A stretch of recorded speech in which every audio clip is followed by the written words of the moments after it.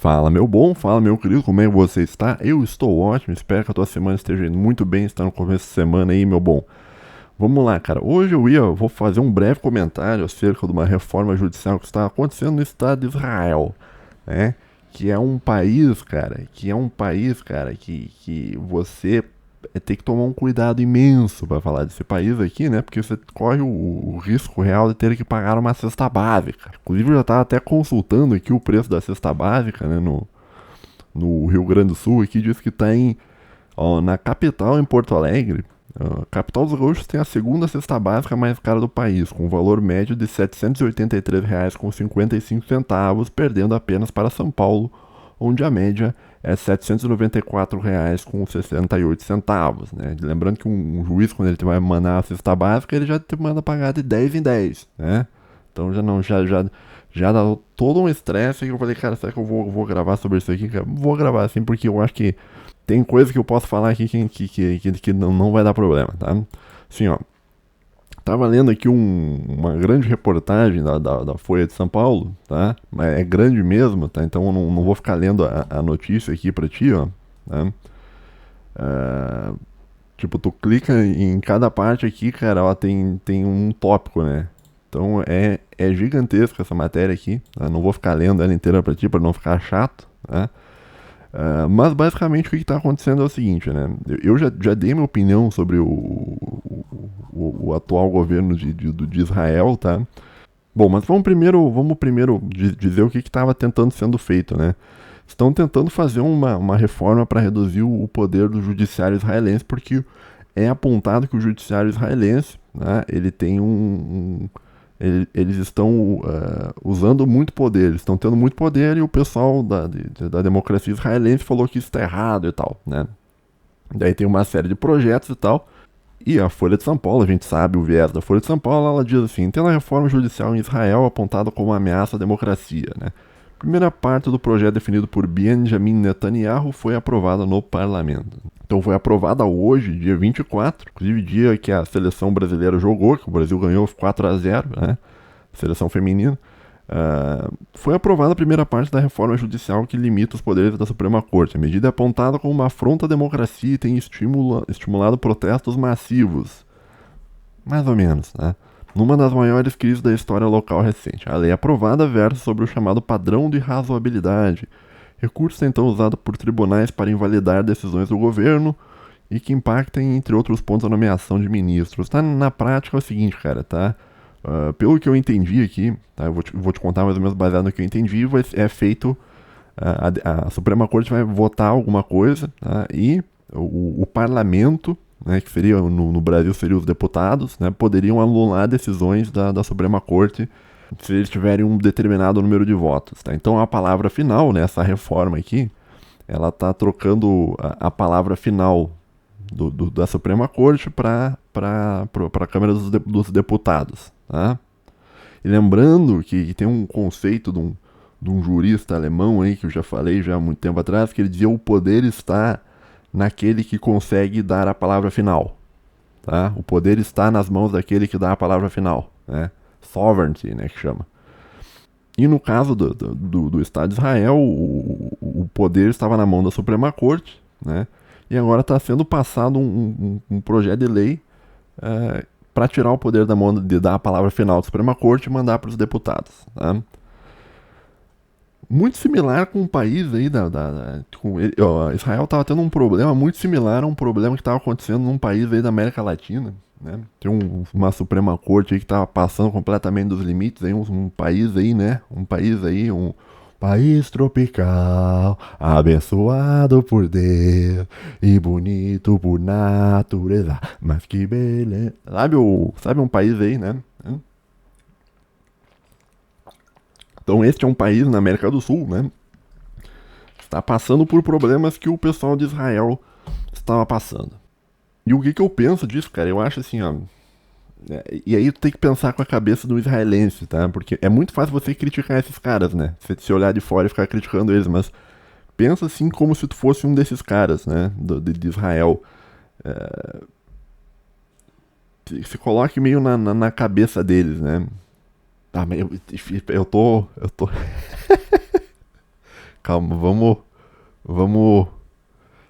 Às vezes eu vou dar uma parada no que eu tô pensando que tá vindo o alarme anti-cesta básica. Eu tô pensando o seguinte, cara. Bom, vamos dar uma olhada numa entrevista que eu tava vendo do Benjamin Netanyahu, tá? Onde ele vai falar sobre isso, tá? Ele tá falando, tá fazendo uma entrevista, tá? Tem legenda em português aqui embaixo, tá? Uma tradução automática no YouTube, mas dá pra você entender, tá? Ele tá dando uma entrevista para um podcast chamado Lex Fridman, que é um cara aí que eu já falei que eu tenho minhas desconfianças sobre esse cara, tá? Já eu acho bom, enfim, eu acho que esse cara ele tem alguma ligação com o serviço de inteligência americano. Não tenho certeza, isso é só uma especulação, é só uma teoria conspiratória. Mas vamos ver o que ele diz, que tem uma parte muito interessante onde ele define na visão dele o que seria a democracia, tá? Esse cara aqui, o Benjamin Netanyahu, é um nacionalista israelense, é um líder nacionalista israelense. Existe um movimento nacionalista israelense, né? Que tem até aquele intelectual, o Hazony, eu sempre troco se é o Hazony ou o Hanozi, que ele escreveu um livro chamado, é um judeu que escreveu um livro chamado The Virtue of Nationalism. Vamos dar play aqui.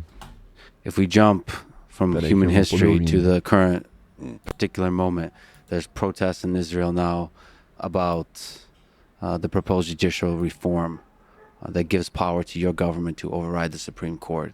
So the critics say that this gives too much power to you, virtually making you a dictator. Yeah, well, that's ridiculous. The mere fact that you have so many demonstrations and protests, some dictatorship, huh? There's a lot of democracy here, more rambunctious and more robust than just anywhere on the planet. Can you steel man the case that this may give too much power to the coalition government, to the prime minister, not just to you but to those who follow? No, I think that's complete hogwash, because I think there's a very few people who are demonstrating against this. Quite a few, quite many, don't have an idea what is being discussed. They're basically being sloganized. You can sloganize, something about not mass media right now, but the social network. You can basically feed deliberately with big data and big money. You can just feed.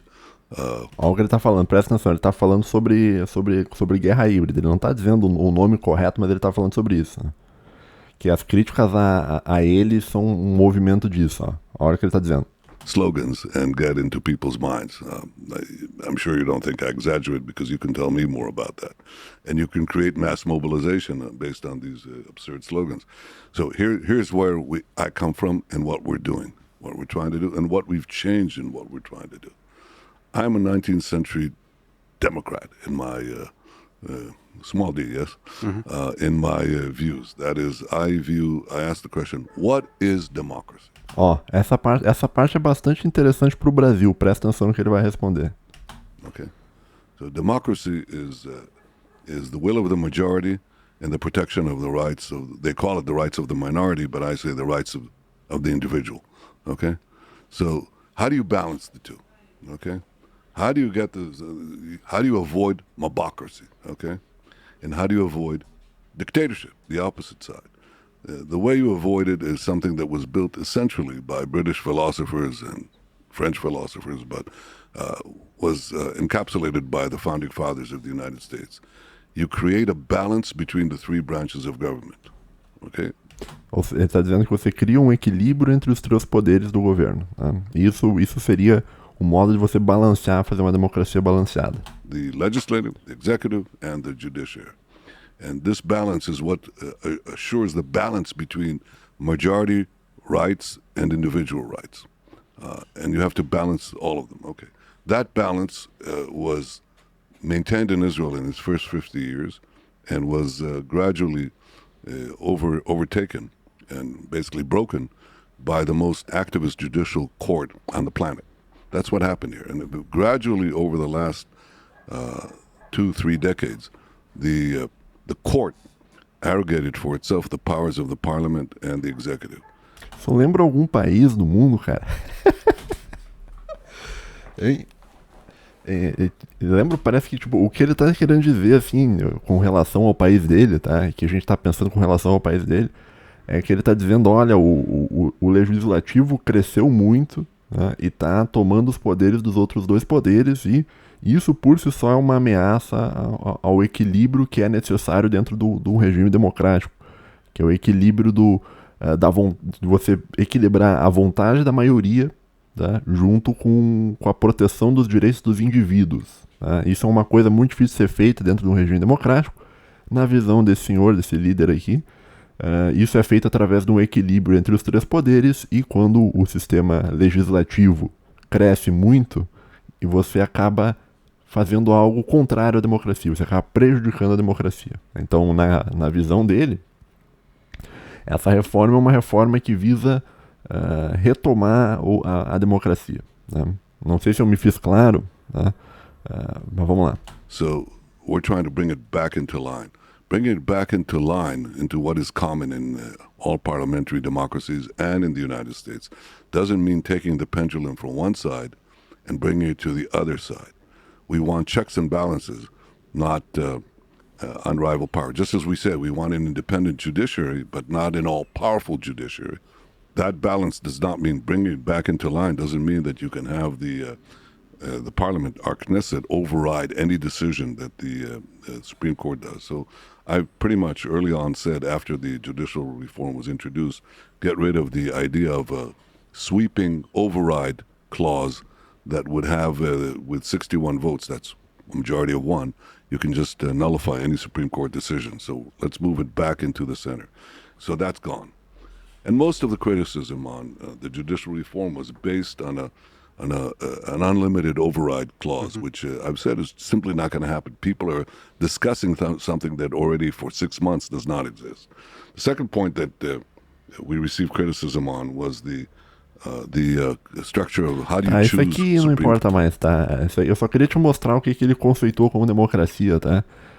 Isso aqui não importa mais porque ele tá falando sobre especificidades do país dele, tá? Essa é uma entrevista bastante interessante do Benjamin Netanyahu. Benjamin Netanyahu no Lex Fridman Podcast. E se você quiser ver inteira isso aqui, o episódio 389, tá? Quando você ligar aqui não vai ter legenda, tu tem que vir, aqui no sistema webcam tá em cima, mas tu tem que vir na engrenagem, clicar para legendas e clicar para uma tradução automática do inglês pro português, que daí ele traduz para ti, tá? Se tu quiser assistir inteiro, você não fala inglês. Mas o ponto interessante aqui,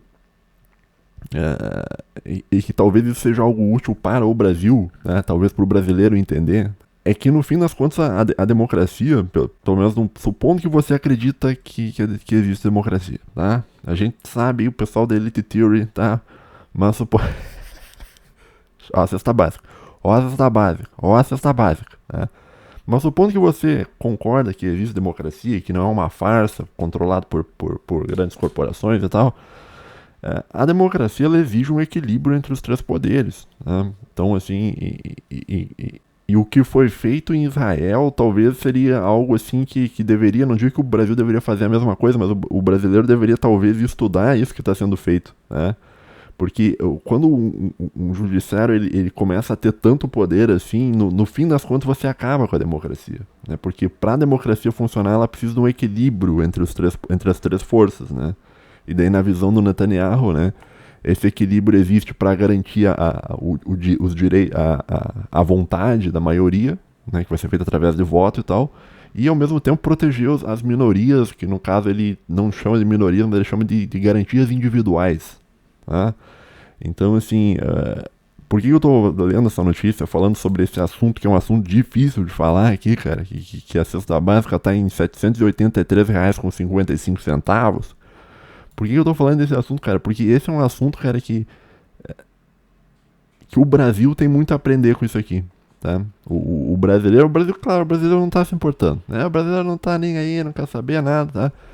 Tanto que isso aqui nem é notícia no Brasil, né? Isso aqui, quantas pessoas você ouviu na internet comentando sobre isso, né? Mas isso aqui, na minha opinião, tá? Na minha humilde opinião, é um passo, o que ele está fazendo com o país dele é um passo na direção correta, daquilo que deveria ser feito, tá? Claro que toda a mídia não vai concordar com isso, porque esse cara aqui é um nacionalista, a gente sabe o problema do nacionalismo, né, quem controla a mídia e tal, e, né, enfim, deixa deixa pra lá essa história, meu bom, ó, então assim, eu tô te mostrando essa notícia aqui, porque, cara, é uma notícia, eu li inteiro isso aqui, tá, padrão de razoabilidade, papapá, mas o ponto que eu tô te mostrando, cara, é que eles estão tentando se livrar de um problema que o Brasil tá passando. Eles já estão passando por esse problema fazem... Quanto tempo ele falou? 2 décadas, eu acho. E o Brasil começou... O Brasil, tu tem que entender o seguinte do Brasil, cara. O Brasil, a gente tá sempre atrasado. Né? Nós estamos sempre atrasados. A gente tá atrasado com relação aos Estados Unidos, assim... Cara, dá uns 2 anos de diferença. O que acontece 2 anos pra lá, depois chega 2 anos pra cá, né? E com relação ao problema que a gente tem de um ativismo judicial e tal, Israel está passando por isso, né? E Israel está arrumando o problema, né? Pelo menos no meu entendimento. Então está trazendo para um equilíbrio. Isso deveria ser feito no Brasil. Vai ser feito no Brasil? Não vai, não. Não vai, né? Por que não vai? Porque basicamente este problema é interessante para os países que querem dominar o Brasil, que o Brasil seja um país cheio de problema, né? Que o Brasil tenha esse problema judiciário e que continue funcionando o problema judiciário, porque enquanto continuar o problema judiciário funcionando, o Brasil não vai para frente. E é interessante que o Brasil não vá para frente, né? Então é interessante que a gente tenha um governo fraco, é interessante que a gente tenha governos que nunca conseguem aprovar nada. É interessante que a gente tenha um país aí, né, todo fragilizado, que a gente tenha um país dividido, que a gente, entendeu? É tudo interessante, né? Que nem eu falei, né? A minha opinião sobre o governo do Nine é que é o governo perfeito, né? O governo do Nine é o governo perfeito, né? Ele é o governo perfeito para os Estados Unidos, ele é o governo perfeito para as ONGs europeias, o governo perfeito para o Macron, é o governo perfeito para a China, é o governo perfeito para a Rússia, né? É o governo perfeito, cara, para o Irã, para a Venezuela, para a Argentina. A Argentina, cara, meu Deus, os caras tão sorrindo de orelha a orelha com o governo do Brasil, né? O pessoal da América Espanhola, todo o pessoal maravilhoso aí da América Espanhola, né? Então a gente tem o governo perfeito, né? E o governo que a gente tem, na minha opinião, foi um governo pensado internacionalmente para ser desse modo, né? Mas enfim, isso já é outro assunto, né? O ponto que eu estou te mostrando aqui com relação a essa reforma aqui do Estado de Israel é que o brasileiro deveria ficar atento a isso, porque o problema que a gente está passando hoje como brasileiro, ele é um problema que também o Israel passou, né? E está passando, né? E é interessante também que esse projeto de lei, né, eles estão tentando passar lá, e já passaram, inclusive uma parte foi aprovada já, e as críticas dizem que não, que esse é um projeto antidemocrático e tal. É a mesma coisa do Brasil, né? A mesma coisa do Brasil, eu tenho certeza absoluta que se você fizesse um referendo, alguma votação para reduzir os poderes do judiciário, primeiro que iam dizer que é inconstitucional. O judiciário ia falar assim, não, isso aqui eu decido que isso aí que está fazendo é inconstitucional, não pode, e é antidemocrático, né? Então a gente vai continuar sofrendo com esse problema, né, que é essa desarmonia entre os 3 poderes, né, durante um bom tempo, né, durante muito tempo, inclusive, eu acho, né? Enfim, tá? Mais do que isso não posso falar, porque isso aí já é antidemocrático. Isso aqui já é 783,55 centavos vezes 10. Isso aqui dá R$ 7.835,50 por esse vídeo, tá bom? Então um abraço pra você, fique bem, tenha um bom início de semana e tchau, tchau.